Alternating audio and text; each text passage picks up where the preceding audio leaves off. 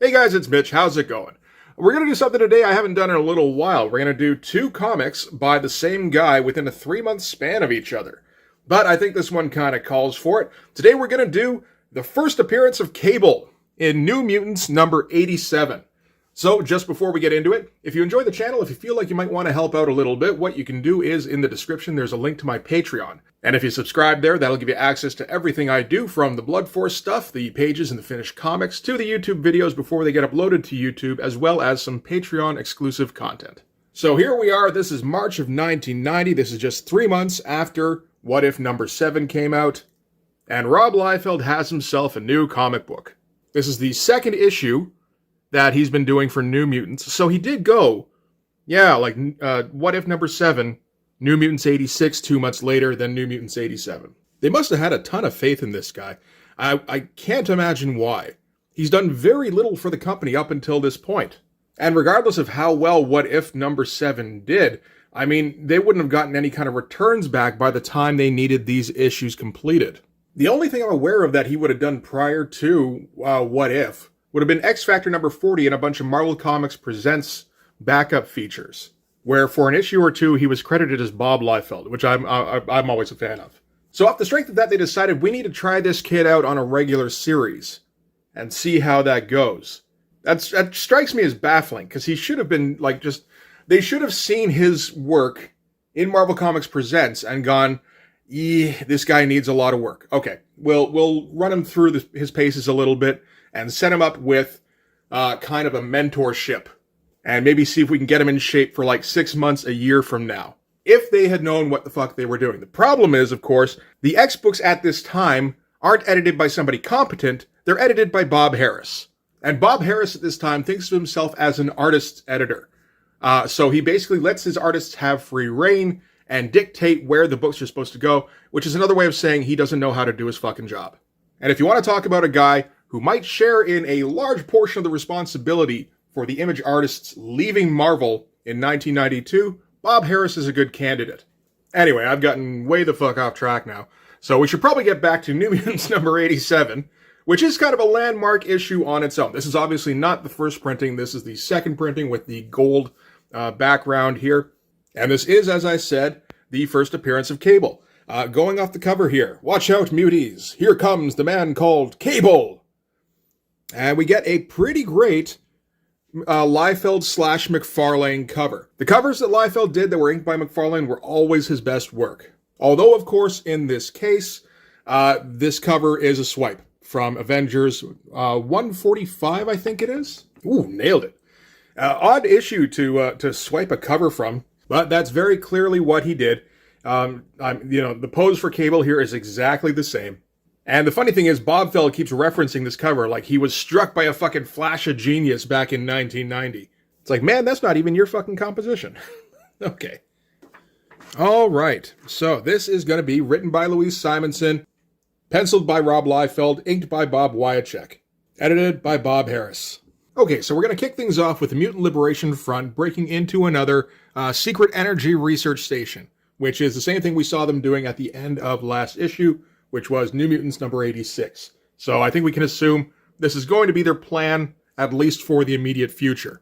Decent opening splash. It's always interesting seeing Rob being inked by Bob Wiacek, because he uses a much more old school kind of style, where he'll use a fair amount of brushes. And, you can see like tapered lines in here and everything.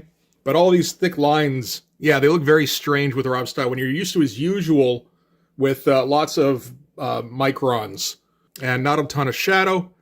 Again, very little detail in all these, tubes and stuff in the background, which isn't out of the ordinary or anything. It's just we're used to seeing that minimal detail look different.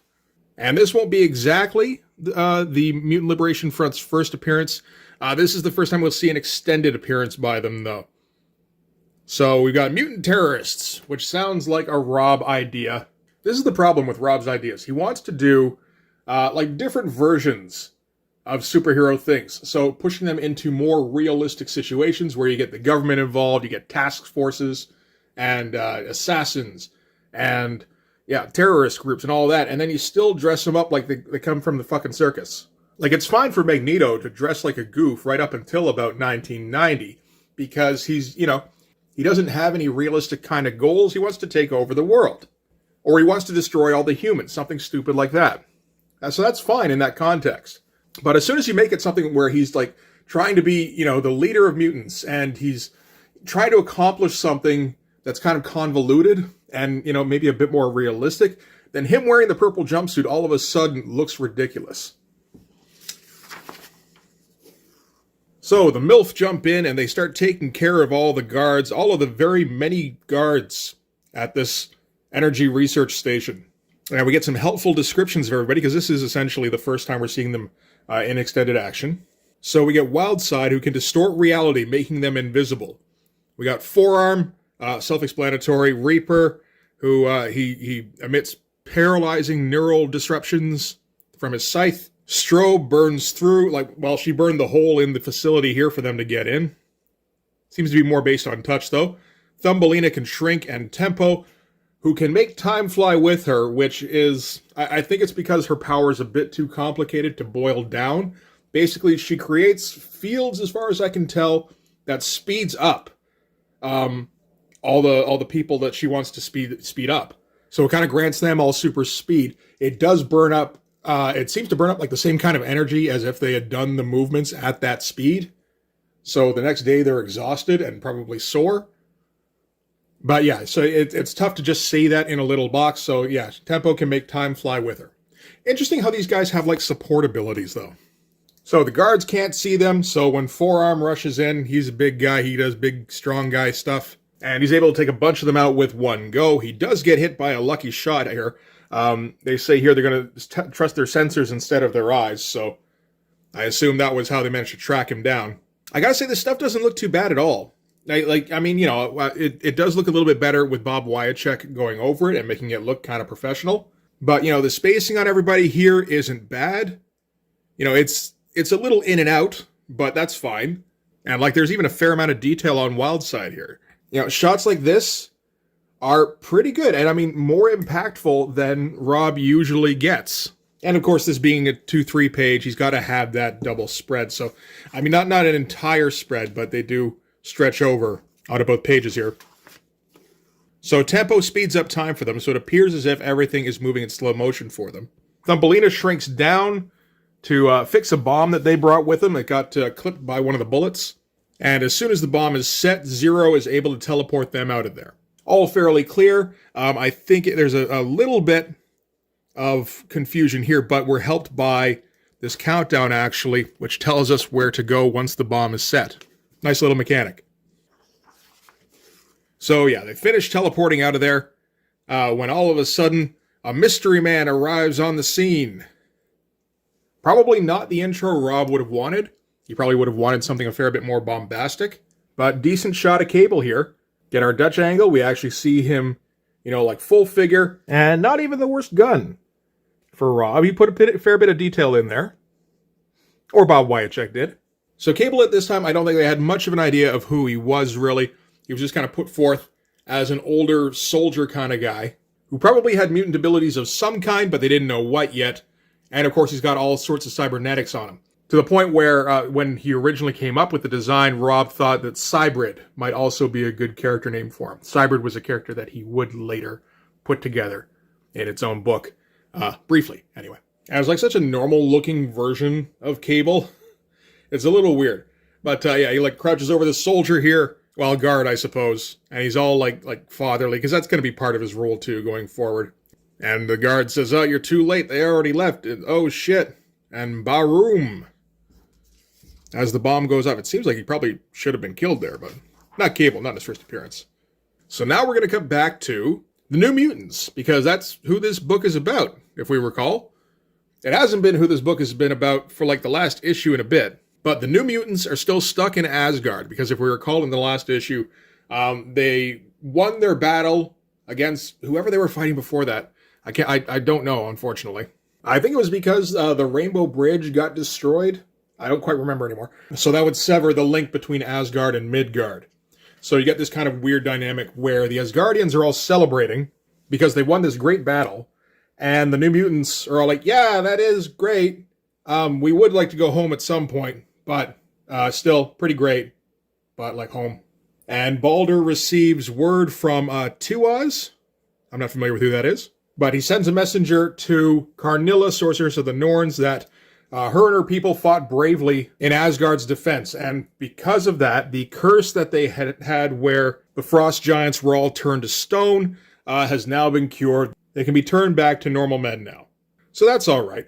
Everything here is pretty good. This is like way beyond what I would expect of Rob at this time. Or at any time, really. We do see some Rob-isms, of course, like the tube capes and the classic screen door here and here. You gotta wonder what the thinking is there. I mean, at that point, you might as well just leave it blank and let the colorist just put something in. One thing that always surprises me is I haven't seen a ton of Liefeld warlocks, but he tends to put like the right amount of detail in, as far as I can tell. Like not Art Adams level or anything, but like Brett Blevins, yeah, around there. And the other part of the message is a map for the New Mutants. And we get a creepy Rob close-up. I don't know if he thinks that's like a reassuring smile or just, when people smile, you close up on their mouths. But it always just kind of comes across as this character is creepy now. But the New Mutants all celebrate. Nice little group shot. Not a ton of detail. Like it's all very small, but like the gesturing is all pretty good. Particularly like Rain in the front here with her slight lean forward. Like to the point where like I'm wondering if Rob even did this. But like there's little bits like Sam's pose here, which is like, yeah, that could be Rob. The rest of it, I don't know. It looks good. So, which again makes me doubt. So they're all celebrating except for Dani Moonstar, who has decided that she can't go home. She's going to have to stay in Asgard because she's a Valkyrie now. And if Rob had just put the outline of Dani Moonstar's face in here, this panel would have been okay. Oh well. But again, all pretty solid. That panel does kind of like just blow me away a little bit, if that is Rob. So now we're going to cut to the hospital where Rusty Collins and Skids are being held. They both got pretty messed up in the fight against Nitro in issue 86. Rusty worse than Skids. And Skids is stuck watching TV, and she has to keep seeing bits with Freedom Force proclaiming themselves the heroes of America. And they've stopped dangerous mutant terrorists, which are these two. Which is, of course, not the case, but they're not exactly around to, say anything different.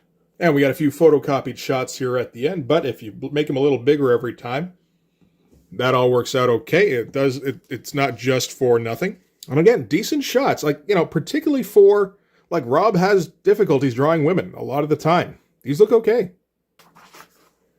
So, since Skids and Rusty are being held by Freedom Force, Mystique is a part of Freedom Force, and she's going to go and question them. Because the Mutant Liberation Front has demanded that they be released and remanded to their care. And so naturally that puts them in a position of suspicion. But Freedom Force is going to gear up for the eventual assault. They're going to, get more guards ready, all that kind of thing. And this is the time when we're not worried about Mystique being hot. She's a villain, so she's supposed to look ugly. So Rob's going to make sure. Cutting back to Asgard, everybody says their goodbyes to Dani. And they prepare to board on Warlock here. I don't know what Warlock's deal is. Can he get that kind of big? I guess, right? I mean, Louise Simonson wrote this. She would know. And pretty easy page here.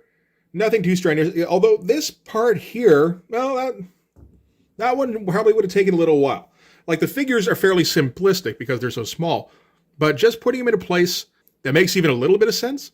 He's got them on this incline. It's a little less inclined here. But that's okay. Yeah, I feel like the incline helps him out. Because that's the thing that Rob always has trouble with, is making everybody look like they're on the same plane. And of course, this one here, no backgrounds to speak of. It doesn't feel out of place, though. Although we did just see... Well, it was just kind of a blank wall before. Okay. Screen doors again. Gotta point them out every time, right? So, the New Mutants all board on Warlock. And they're going to take off. So the idea is that they're going to sail through different dimensions to find the way home. And again, that's kind of an impressive amount of detail on Warlock for Rob. Assuming, again, that he's the one who put it on there. That's always the question. I would guess more likely that he did than that he didn't. I know he is a big Art Adams fan. Like, that's his mentor kind of guy. And we've seen that Rob likes drawing cartoony characters. So yeah, I mean, it's totally possible. And now we're going to cut back to the Mutant Liberation Front, and we get the first appearance of Strife, one of the more ridiculous looking characters in the X universe. Like, the outfit itself is bad enough with all the spikes. It's like you can barely even move. Not to mention there's no joints on anything. Then you throw in his ridiculous fucking helmet that Galactus looks at and goes, dude, that looks unwieldy. Not to mention, like, he can't look down because he might stab himself in the chest accidentally. It really is one of the dumbest looks a supervillain ever came up with. I mean, it's fine. In that it's always, he's always just kind of drawn, and he's either going to be standing, kind of at ease here or more at attention, or he's going to be sitting and, like, the spiky bits and the parts that don't make sense are going to be below frame. So it's all fine. It all works out. So Strife is going to send the MLF out to free Rusty and Skids, although Wildside is not going to be coming with them this time because he was in command of the last mission, I think, and he allowed Forearm to get injured by the looks of it. And Thumbelina is also going to stay here for some reason, maybe because she's just not needed on this particular kind of mission. She does seem to have very specific powers that aren't necessarily useful. So Zero teleports them to the hospital where Rusty and Skids are being held. It's a miserable place with no windows whatsoever. I do kind of like this teleportation thing here. Like, it's simple. It's just an oval where you have one background and then a little opening showing another one. I always like how it looks. And they have to teleport to the outside of the facility because Zero can't teleport anywhere he hasn't been before. So Nightcrawler rules.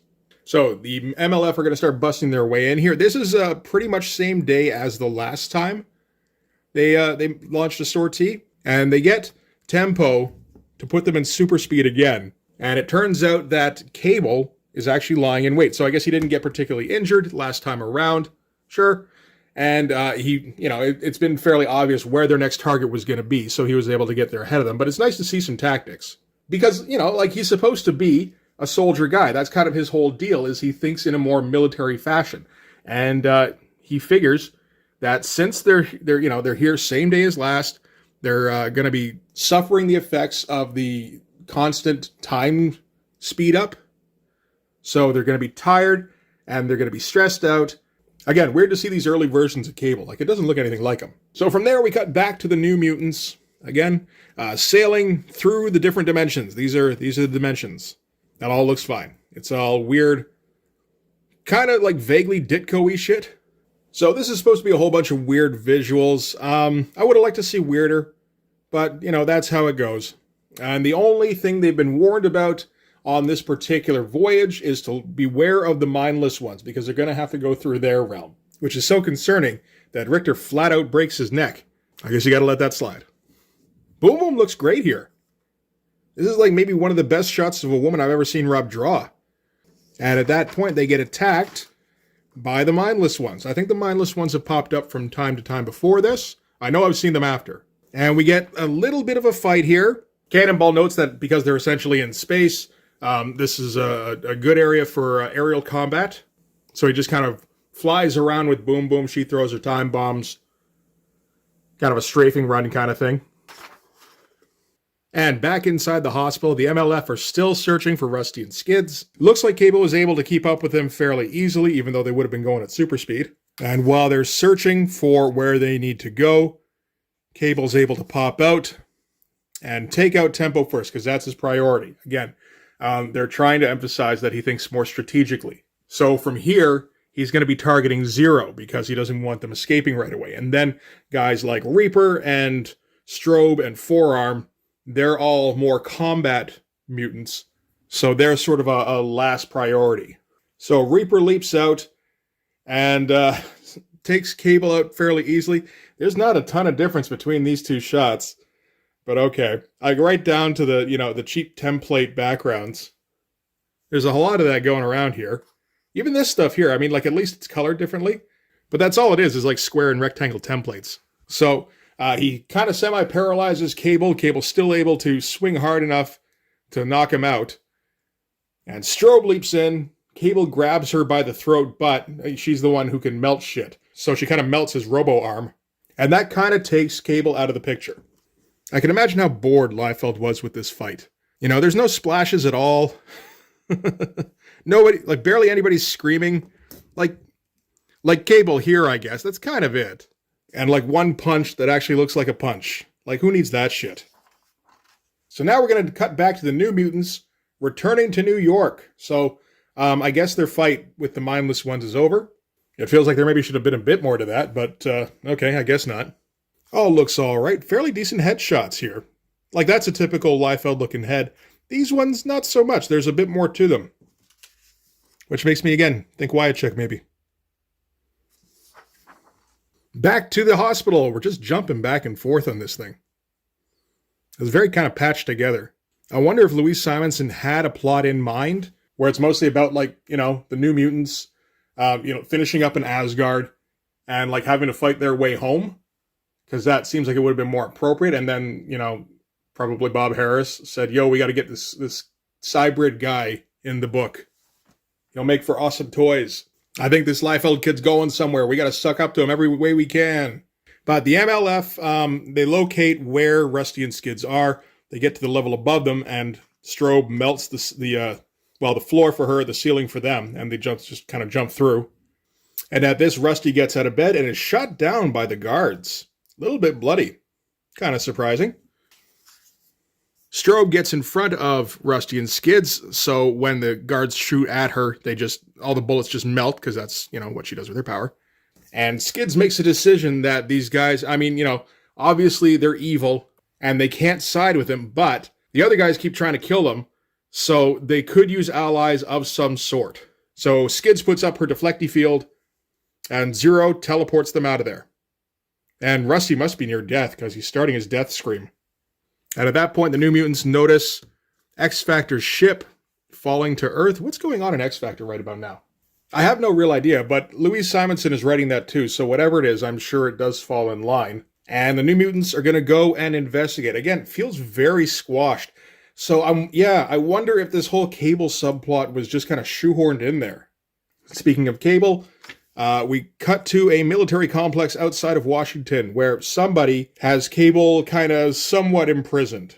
And he does the whole, I underestimated those guys. It won't happen again. But we do learn that his ultimate goal is to take out Strife. And he figures that the MLF is too well financed and a little bit too good of an operation for him to take on all by himself. So he's going to have to find himself some reinforcements. So this is where he starts going after the New Mutants. Finally get kind of a Rob-looking head. Getting closer anyway. He does love to put that little strip down in the middle there, eh? Does it on Skids. Does it on, a couple of these guys every once in a while. Mostly Boom Boom, if they got slightly longer hair. All right. So that's it for New Mutants number 87. It's a bit of a mess, to be honest. The Cable character is kind of interesting. Having somebody, you know, like, if you're going out of your way to have somebody think strategically, then that's cool. But we all know that's not where Rob's going with this.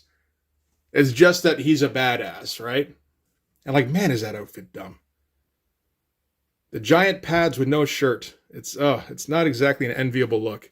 So in the next one, Cable is going to fight Freedom Force.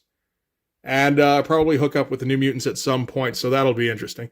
I am kind of curious to see what happens with Rusty and Skids. I have no idea where that ended up. So I'm sure that'll be good when we check it out next time. But that's going to do it for this one. Thanks very much for watching. If you like this video, please hit like, hit subscribe, hit the notification so you know when the next one's coming out. Go over and subscribe on my Patreon. That's where all these videos go before they get uploaded to YouTube. And that's also where you'll get access to all of the Blood Force stuff, including the pages and the finished comics. In addition, you'll find some Patreon exclusive content there. After that, you can go over to my Instagram and follow me there, and you can DM me for commissions.